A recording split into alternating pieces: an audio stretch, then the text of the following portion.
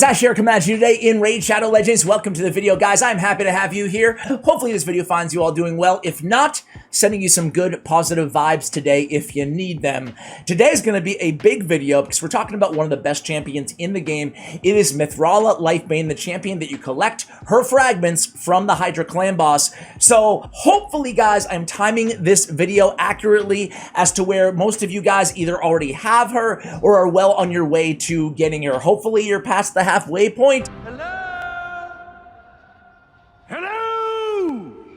Is anyone there? But either way, as long as you have some movement in Hydra clan boss, eventually you will get your hands on this champion. So today, a full guide, a review. We'll talk about where she's good, which is basically, well, everywhere in the game. Also some artifact choices, masteries, etc. So let's go ahead and have some fun with actually let's review her kit before we have some fun with Mithrala. First of all, aesthetically, she looks awesome. She's got kind of the Medusa head thing going on over here. She's shrouded in the kind of blue lace thing going on here.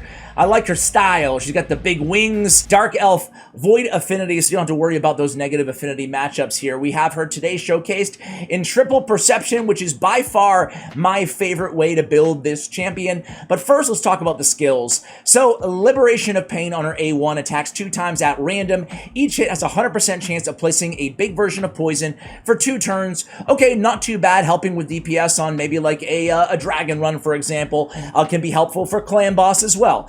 Defense-based champion, the multipliers are 2 on the A1. Multipliers on the A3 is actually a 4 on defense, which is not too bad. However, she is not a nuker. We're not going to build her out with 100% crit rate. We have other stats to focus on this champion, but she can put out a decent amount of damage. But what is noteworthy here is 2 things. Number 1, 3-turn cooldown with a Hex. So that makes her really one of the most reliable Hexer out there in the game. And Hex just got a buff as well. So I can't wait to try her out with other Hex synergistic champions like the Tomb Angel and like Rule, the Huntmaster, for example, or Vildrax. There's a bunch of them out there. So I can't wait to mess around with that synergy. It's not live in the game at the time of this recording though, so won't be able to try the new Hex with her today. But she also has increased defense and increased attack on the same ability on a 3-turn cooldown. That's tremendous. Everybody's going to be living longer with this ability, right? We have increased defense on everybody. Defensive-based nukers will do extra damage because more defense equals more damage, and your attack-based nukers will do more damage because of the attack, and they'll live longer because of the increased defense. Wow, was all that explaining necessary on 2 very basic buffs? I don't know. Sorry, guys. Brimming Silex, or A3, it's a cleanse on a 3-turn cooldown. Then we get a strengthen, and then we get a shield based on 30% of this champion's max HP on all allies. Whoa! This is a nasty good ability, man. A cleanse, a strengthen, and a shield based on 30% of her max HP. Wow, that's all on 3-turn cooldown. That is a tremendous ability. And then Gaze of Stone, it keeps getting better, guys. Currently the only champion in the game who can place Petrification debuff. Oh. I don't know what that means. What is Petrification debuff? Well, it removes all buffs from the target. It essentially blocks buffs from being placed on the target who has petrification, and they miss out on their turn without cooldowns replenishing. Essentially like a stun. So it's a CC, block buffs, remove buffs. The only caveat is 60% less damage received, but 300% extra damage against bombs. We're going to run her with a bomb champion in today's video as well. Soul Drinker, my good old friend Soul Drinker, I think. Whenever this champion is attacked by an enemy under a Hex debuff, which she has on 3-turn cooldown, has a 50% chance of applying a Petrification debuff on the attacker for 1 turn. So whenever she's attacked by an enemy under Hex, she has a chance of doing all those amazing things we just outlined with the Petrification. Whenever an ally is attacked by an enemy under a Hex debuff, has a 30% chance of applying a Petrification debuff on the attacker for 1 turn. Well, that is incredible as well. It's going to help you out in Doom Tower waves or any waves out there. It's going to help you out just in arena and everywhere. It's a really, really good ability here. But the best part, arguably, of her entire kit, or what just brings this all together, is this insane last 2 sentences of the passive. Also, and it says it in such a nonchalant way, like, but guys, also just FYI, we're just converting her accuracy to resist, no big deal, bye.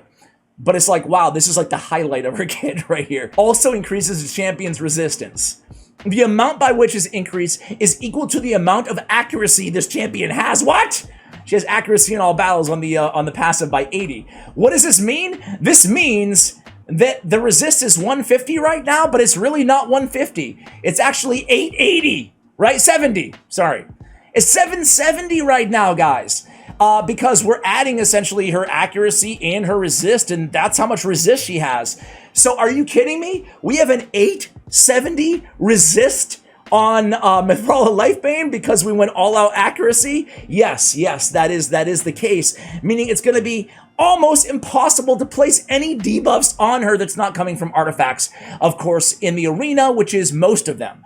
So that's what makes her so beautiful, and she's one of the most used champions in Platinum Arena, in Gold Arena. I mean, people who have her, they're using her. So I went all out accuracy on the Masteries, guys. I went with Eagle Eye, went with Master Hexer, went with Lasting Gifts as well, just trying to obviously extend the duration of my buffs and my debuffs with the Hex. She's doing it all, you know, she has a lot of buffs, increased defense, increased attack, strengthen, and shield. So yeah, we'll have all of those extended, yes please. On top of that, we went Lore of Steel, we went down the defensive tree, and we picked up Cycle of Revenge. I've said this before, but I think this is one of the more underrated masteries out there. 50% chance of increasing the turn meter by 15% when an ally is attacked with a critical hit. That's great, especially for the arena. So that's what we went with here, guys. Now you can, if you want to get some damage, especially in PvE content, nothing wrong with going down and picking up War Master and circumventing the defense tree. Instead, I would definitely say going support is going to be the way to go with this champion, though, and getting that Eagle Eye. Bye, have a great time. Where did I go?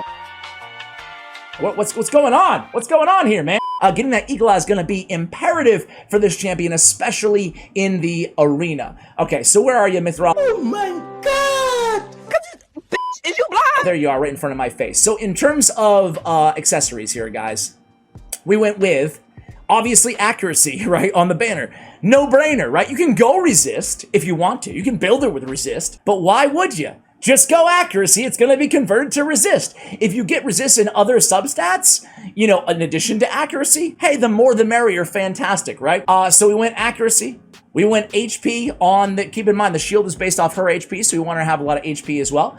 And then we went HP as well on the ring. Reaction gear is going to be great for the arena. 25% chance to change critical into a normal hit when attacked before the first turn. She's going to be used on a go second team, which I'll show you in just a moment as well. This is actually going to be one of my 3 tag team arena teams I'm going to actually spotlight. My 3rd best team is what I consider it, but with Mithrala added to the team, I'll scratch your big, dumb eyes out! looking pretty good. All right, so we have HP percentage on the gauntlets. We have accuracy on the chest.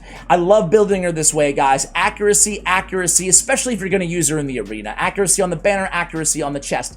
Now, if I wasn't going to use her in the arena, I don't need that much resistance. You know, I don't need 800, 900 resist for PvE content. So I'd probably just change this in for a defense percentage on the chest. We have speed on the boots. We're looking to build her as fast as humanly possible. And again, we're looking for all those accuracy rolls. So we got a triple roll and a triple roll right here on the helmet and the shield. We got a double roll on the banner. Let me see, do I have a speed glyph here? Let's, yeah, I guess let's use it, I guess.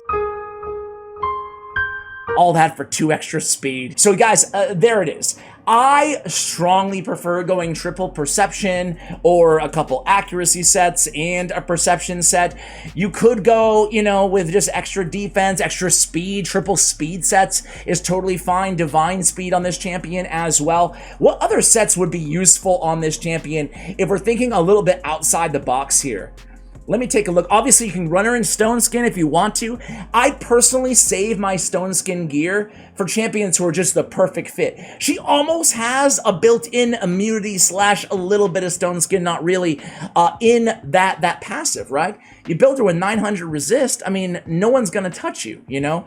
So, but with all that said, if you're concerned about getting, you know, stunned from an artifact set or something like that, of course, you could go with immunity if you wanted to, but to me, immunity seems like a waste when you could go triple perception or triple accuracy and get that 120 accuracy in resist as a set bonus, you know?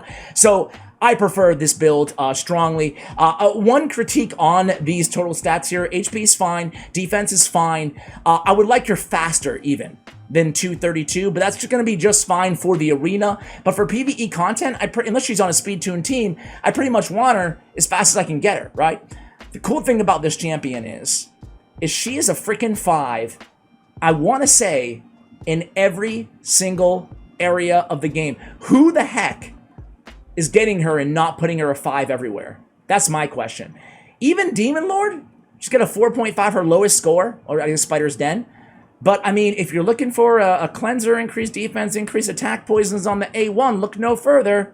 She's got a lot. She does have a 2-time hitter on her A1, but you can use her in Fire Knight as support. Spider's Den, same thing. She got the cleanse, she got the support, depending on what you need, right? Everybody is different. Every account is different. So I like to kind of, when I'm ranking a champion, I'm not ranking them where I use them or where I think I'm going to use them the most. I'm ranking them where all players, you know, depending on the, how long you've been playing, et cetera, right? So with the final caveat being, though, that with Mithrala, I'm assuming that most people who have her right now watching this video probably have pretty decent gear and champions already because you already have her, right? So anyway, guys, let's go ahead and start with, you know what? Let's hold your horses, Ash. Let's go into Doom Tower first. I'm going to go into, let's see.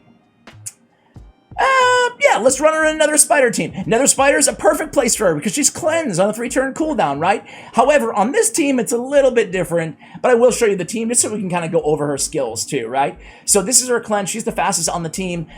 We don't need to obviously start with the A3. We're going to start with the A2. And again, here, we don't have maximum crit rate or anything like that prioritized on this champion. We have Helicath on the team as well. Man, this strategy is so strong for the Nether Spider. If any of you guys are having issues with it, you can also, of course, just solo Nether Spider with Paragon Cheese if you want to. I thought about doing a guide on just Paragon solos, but I feel like that stuff's been done 100 times on YouTube. Let me know if you want to see it, though. I can always redo it, right? So we're just going to kind of cycle A1 here. We could go in and obviously fine-tune this team with AI customization. This is going to kill our turn count quite a bit. We could have gone for a world record here on the run. This team could definitely pull it off, too. Can probably do it in like 10-ish runs, or 10-ish turns. So we're going to start with Helicath's ability with block damage. We'll come back in here and use the cleanse and the shield and the strengthen on everybody. Might as well. And then we'll come in here and use the A3 of Geomancer. And that's pretty much it. Let's go put heal reduction here on everybody from Venomage. And then just watch the HP kind of bleed away. This is a fun team. It didn't really, to be fair, it didn't really highlight Mithrala Lifebane that well. And I'm not going to show you a full Hydra Clan Boss run, but I will show you a brief one after this. She's one of the better Hydra Clan Boss champions out there as well. Of course, depending on the rotation a little bit, but between the passive, having super high resist, she'll resist everything out there. She's void affinity. She has the again, the increased defense, the increased attack, the shield, the cleanse. She's got it all. What a great champion. So just bleeding through the spider here. Now, normally, again, I probably should have built not a Helicath team here, but you know, odds are a lot of you guys went for Helicath as well. This is a really solid team to use. But as I was saying, you can use her against the Nether Spider or any other boss who's throwing out constant debuffs, hard to keep up with. You can run her on a team like that. Nice cleanse came in right now, keeping the team alive here down the home stretch. But you can run her just as one of many cleansers on your team. I've seen some of my clanmates run 4 cleansers on a team, you know? 4 cleansers and a ninja, call it a day or whatever, you know, depending on... Depends on how much you paid me. What boss they're going against. But this squad, really solid. We got the Vogoth, Helicath, Venomage, and Geomancer, and this one's going to be almost over, but again, it went really long compared to how fast this run can potentially go. We'll see the final turn count at the end here. So 34, we did 23 with the same team, but there you go, just kind of showing, highlighting at least how our skills can help on it when you need a good cleanser, right? So guys, let's just run her in floor 59, which is the highest floor that I have available right now. I put her on a squad with Deliana, with Scylla the Drakes, with Vizix, and with Soul Drinker to be our bomb champion. Let's see if we can get some petrification plus 300 damage on those bombs. Obvious synergy with her in a champion like Gaius in the arena as well. A lot of combo teams with bombs. Bombs officially meta. Feels weird to say that out loud in the arena right now. So you guys can see this team is almost all free champions for the most part. Still the Drakes, obviously. Vizix, Deliana. She comes in there, keeps Vizix alive. Vizix might die here, but we do have Still the Drakes to pick her right back up. Let's see, do we have any petrification up right now? We do not. But look at all these debuffs on this squad. Good God. This is a team like this, guys. I mean, man, can be used against like almost any wave. And these are all, except for Soul Drinker, they're all free-ish champions. I guess that's safe to say, right? Limited time, kind of, on Deliana. Daily logins on 2 of them. Mithrala, eventually everybody will get. The bombs go blast, go bye-bye, and the team is down, or the first wave, I should say, is down. Let's see what we look like going on the second wave here. Sil comes in with a few stuns landed. Then we have Know Your Place, Deliana's block buffs. We come in here with the Hex on everybody. Now we have Provokes on everybody. Let's see if we can start landing some of those petrifications. There we go, there we go. So we finally have petrification on Lord Shazar there on his triple hitter, attacking Vizix. Keep in mind 30% chance. So he's gonna, again, no cooldowns will be increased, kind of like a stun. No buffs will go on him, even though he does have block buffs anyway. But a team like this is like really solid in terms of control, right? We don't even care if Soul Drinker dies. Probably better for our passive, right? Still picks him right back up, and we're good to go. And you know what? We're doing such a good job controlling this that it's hard to even see the petrification bomb damage in effect here. But again, I mean, we're making our way through these waves fairly easily. And again, I guess I'll show you the end. Who cares, right? You guys are down to hang out for a little bit. I want to go home. Where do you guys stand on this champion? Do you guys think she's as good as I'm saying she is? To me, it's been a while since I've seen a champion this good added to the game. I'm trying to think of who it might be. Rio Bone Spear, maybe? In Yumeko. Yumeko is really, really good. But I think I actually like her a little bit better. It's hard to say this because Rio is so freaking good.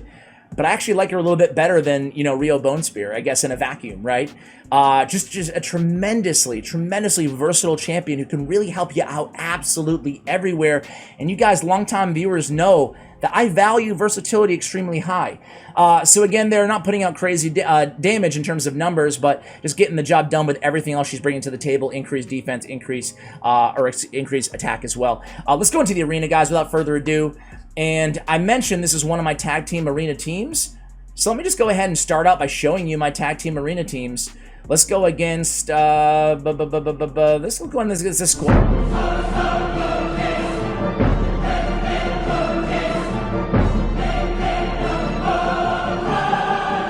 I'll use it. It's a clan versus clan tournament. Let's go against this team right here. So, these are my 3 main teams. I try to basically use the same tag team arena teams because I'm lazy instead of swapping in and out, and I have the customization all scattered. So what I like to do is just see who I need against which team. So, against a speed team, we'll go with a tanky team. Against a tanky team, we'll go with a speed team. And against this kind of hybrid team, we'll go with, well, our Mithrala team, right? Actually, it fits perfectly right now. So, you guys, if you don't care about the first 2 battles, feel free to fast forward a couple minutes. Here we go. So team number 1, I could probably make a video about my 3 arena teams, why I love them so much. You can see we have double stone skin on this squad, and Ursiga and Nekret the Great. Pay to win warning, obviously, here, guys, as if it needs to be said. It doesn't really matter who we take out here. Might as well go after the nuker, and this one will be over. So this team is just super tanky, right? Ursiga's eating up a bunch of damage. Nekret's has Ally Protect. He also has Stone Skin. We go in with not the ally attack, but rather with his A3 ability on Siffy instead. That way he can retain his Stone Skin. Both are in a 6-piece set. And finally, Rotos cleans up here on the first wave. Second battle should be a little bit faster here. We come through. We debuff. We CC, more debuffs. Trenda comes in and says goodbye. All right, good night. And here we go, guys. Here's a squad.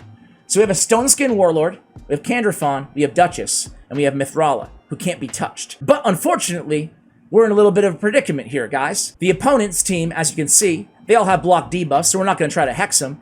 But hey, the good news is, let's cleanse all these annoying debuffs off of our team, right? Let's cleanse those. Let's replace them with a Strengthen and a Shield, thank you very much. Then we'll come back in here with Warlord.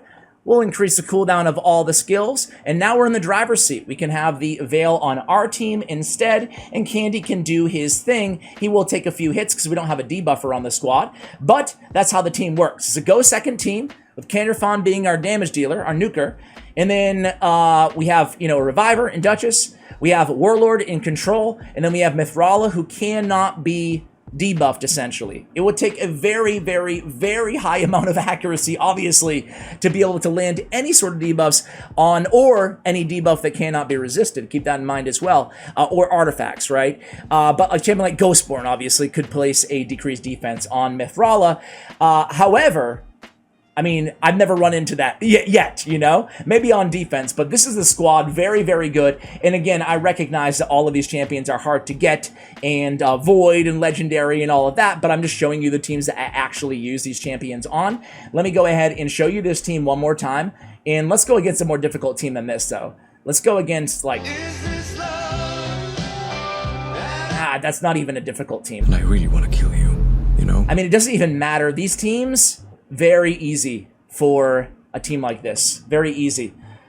We can take a punch. We don't have to worry about the block cooldown skills of Hegemon. We don't have to worry about Basher so much. We're going to resist on Mithrala. And again, this team, we don't need to go super, super fast in order to win. Look at that damage that she did on the A2, guys. Not too bad, considering she has no crit rate on her, you know? So I guess if you have the luxury of building her with 100% crit rate, a little bit of extra damage, go for it, you know? Go for it. Me personally, though, I'm prioritizing stacking up as much accuracy as humanly possible. That way she's going to land all her debuffs, and she's going to be able to come through, resist everything, cleanse her team. You can use her against Hegemon teams and against Tormund teams especially, right? You will not be CC'd with her on your squad because she's going to come in, play the role of kind of like a Skytouch Shaman, a Battle Sage, a Cardial, and be that cleanser, right? But you don't have to run her in immunity. Let's see if we have another really, really good team. Okay, look at this. Really high power Hegemon team. Let's go against this squad here. This is more like it. This is more like it. And they have high resist as well on this team. We don't really care that much about high resist. Well, we do care that much because we have Warlord. So, they come in first. They strike with a little bit of a Nukimon coming at us. We're able to block those debuffs, come back in, and put their skills on cooldown. We did get a resist on the Duchess. That was unfortunate. So now we can come in. I think I'm just going to go ahead and, again, start with the... I'm going to start with the A2 this time. I'd rather have increased defense on my squad, just in case against Rotos, than I would... There we go. Than I would right now having the shield. So, hitting very hard is Candy. Coming back in. Doesn't matter if he dies, but does matter if she dies. She is in Swift Parry, by the way. Let's try to see if we can... Nah, let's just self-buff here. Okay, okay. Stay alive, stay alive. She's going to be just fine because we have the double... Well, not the double shield. The one shield coming up first. We're going to use A1. We'll come back around next turn. We don't want to just absolutely take away the shield that we just placed on her. All right, here we go. Let's see what we can do here. Oh, nice. So we take down Duchess. Fantastic. Let's go in here and... A1 Lydia, she resists. We come in. Now we can cleanse all these debuffs. Come back in here, feeling a lot better about things at this point in the battle. Let's go in with Butcher's Glee, and I think this will take down... What do you mean? Almost everybody can auto out here. Let's go ahead and do one more arena battle, guys. I'm going to just pick the hardest team I can find again. Now, the cool thing about her is you can fit her on really any go second team. You can fit her on a go first team as well, but I think that a go second team is where she really has just so much potential at keeping your team alive, but certainly in the role of a cleanser, have her go on a go first team as well, right? Let's go ahead and see if we can find one more kind of beast mode, high player power team that looks really scary. None of these teams look super... Okay, here's one. Here's one. So they got Warlord, they get Tormund. Perfect team to finish the video out on, guys. So here we come. Duchess goes first. We're resisting everything here. We come. Oh, so she comes in with the A2.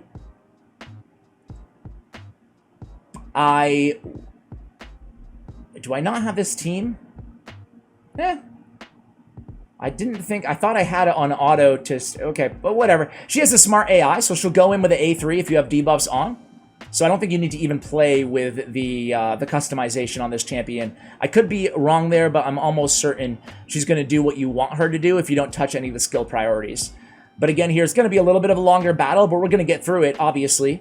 And really, a team like this went from being, before Mithrala, just my worst team, you know, which is still incredible team. But with Mithrala, maybe it's not my worst team anymore. I don't know. It's funny. I came to this. I'm sure you guys are the same way. On my tag team teams, I've tried so many different combinations of all of these champions. And I'm thinking about actually switching this team up as well and making it a bomb team instead with Gaius, because I really think that he's a really awesome champion that I want to play more. And I pulled like 3 of them in a row my last shard opening video. So that was cool too. So we can have them empowered a little bit, maybe. We take down, finally, their Reviver. And this one looks to be almost in the books. Guys, Mithrala Lifebane is an incredible champion. I said I was going to show you a Hydra Clan Boss team with her. I'll just throw on a random team and show you what she does. But it's basically more of the same. It's increased defense. She's going to be able to resist the heads. And you're going to be good to go. Your team's going to be nice and healthy with the increased defense up there pretty much all the time, or 2 turns every 3 turn cooldown. And then the shield, you know, the shield, the increased attack. She's got it all. She's got it all. And the cleanse. So these guys are taking a while to get down. Come on. Come on, guys. Will you die so I can move on to Hydra Clan Boss, please? Maybe I shouldn't have done one more arena match. But I just have so much fun playing her, man. Okay, so there we go. Team down. And I think I saw a petrification at the end of that one as well. Yeah, I want to try a bomb team with her. I want to try a bomb team with that petrification passive. Let's go into Hydra Clan Boss. So I've already gone, and I didn't use her on either team, so I could keep her available to show for you guys. This was the first team I used. Archbishop Pinthroy, man. He's my man. He's my man. One of my favorite champs. On hard, we did 47 million with this squad. Let's just go ahead and do... This is a team I was messing around with, guys, before the video started. I'm not going to do the whole run because, frankly, I need to put better gear on Husk. I need to rebuild Husk. Let me know if you want to see that in a video format. I ran her as an aura lead to just kind of prove a point. Accuracy in all battles by 80 is amazing, especially if you don't have a max Great Hall, right? We'll come in here and start on... Increase attack, increase defense on everybody, hex debuff on all of the Hydra's heads to start things out here. And again, I don't need to show you the entire battle for you guys to recognize just how amazing she is, right? Just a great support champion. She's got increased attack, increased defense, strengthen. Okay, I think that's enough. How many times am I going to say what she has, right? But essentially, yeah, for any Hydra Clan Boss team, she's going to be a great fit. She's going to help your team stay alive. Heck, for everywhere in the game. Let me just think of anywhere she can't be used for. We went through almost everything, but Doom Tower, Magma Dragon, Frost Spider, Griffin, she's amazing. Eternal Dragon, she's amazing. Dark Fae, she's amazing. Nether Spider, she's amazing. Who am I forgetting? Scarab King, meh, not mandatory. Dreadhorn, sure, for support, why not? Why not, right? Really everywhere. Ice Golem, fantastic to keep your team alive against the Ice Golem. He can hit hard. Dragon, great, with the poisons. Fire Knight, fantastic. Spider, sure, why not? Doom Tower, Hydra, Clan Boss, you name it, guys. I think I've made my point in today's video. You don't need to see this entire Hydra Clan Boss battle, but hopefully you've enjoyed this guide on Mithrala Lifebane, personally one of my favorite champions introduced this year in 2022 to Raid Shadow Legends. Guys, thank you so much for watching, and as always, take care, guys.